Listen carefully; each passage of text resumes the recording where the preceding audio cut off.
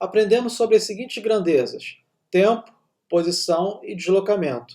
Aqui vou apresentar um outro conceito, que é a distância. E para facilitar, vou atribuir alguns valores numéricos, mas quero deixar claro já de início que deslocamento e distância são conceitos distintos um do outro. Aprendemos que o componente do deslocamento é igual à posição final menos a posição inicial. Δx é igual a xf menos xi. Eu vou utilizar a minha gravura no movimento para frente. A minha posição inicial é dada por 0,4 metros e minha posição final é dada por 1,6 metros. Portanto, o componente de deslocamento será igual a mais 1,2 metros. O componente x de deslocamento de um objeto é a variação em sua coordenada x. Vejamos agora o que significa a distância percorrida. A distância percorrida é o módulo da posição final menos a posição inicial. Então, a distância eu vou representar pela letra D minúscula, que é igual ao módulo de xf menos xi. Eu sei que xf é igual a 1,6 e xi é igual a 0,4. Então, essa diferença será igual a 1,2 metros. A distância é o módulo do deslocamento. Quero deixar claro que a distância percorrida e o componente de deslocamento são grandezas escalares, e que nesse trajeto para frente o deslocamento é igual à distância percorrida.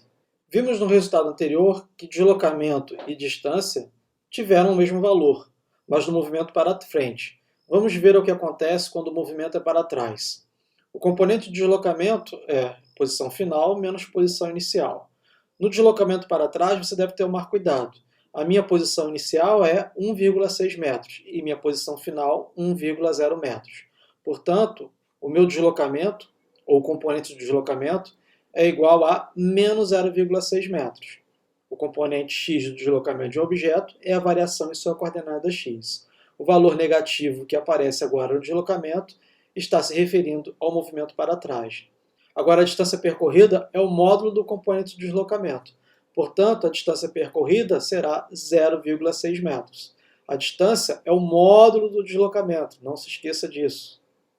Assim, nesse trajeto para trás, o deslocamento não é igual à distância percorrida, pois o deslocamento é um escalar negativo e a distância é um escalar positivo.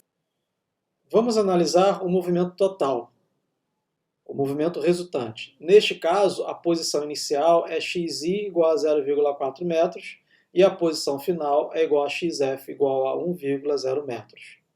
O componente de deslocamento resultante é a soma do deslocamento para frente mais o deslocamento para trás.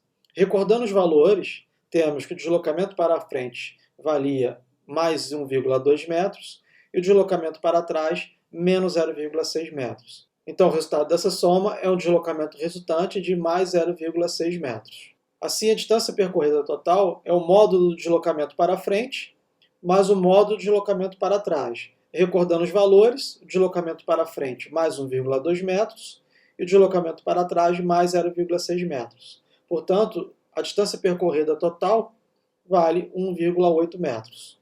Repare na representação do vetor de deslocamento. Ele parte da posição inicial até a posição final.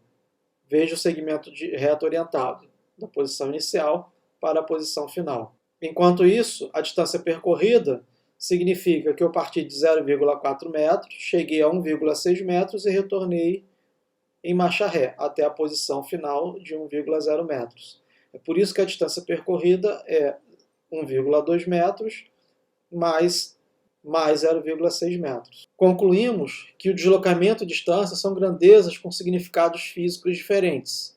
O deslocamento pode ser positivo, nulo ou negativo. É positivo quando o movimento é para frente, é nulo quando há repouso e negativo quando o movimento é para trás. Já a distância percorrida é sempre um número não negativo, isto é, pode ser zero ou positivo, mas nunca negativo. Um exemplo dessas grandezas é o seu trajeto de sua casa para a universidade. Suponha que você saia da sua casa, chegue à universidade e retorne à sua casa. O seu deslocamento é nulo, porque a posição inicial é igual à posição final, mas a distância percorrida não é. Veja que você percorreu uma distância de ida e volta. O mesmo ocorre para as corridas de Fórmula 1. O deslocamento ao passar pela linha de chegada é sempre nulo, pois o ponto de partida é igual ao ponto de chegada. Mas a distância percorrida no campeonato de Fórmula 1 é o número de voltas vezes o comprimento da pista de corrida.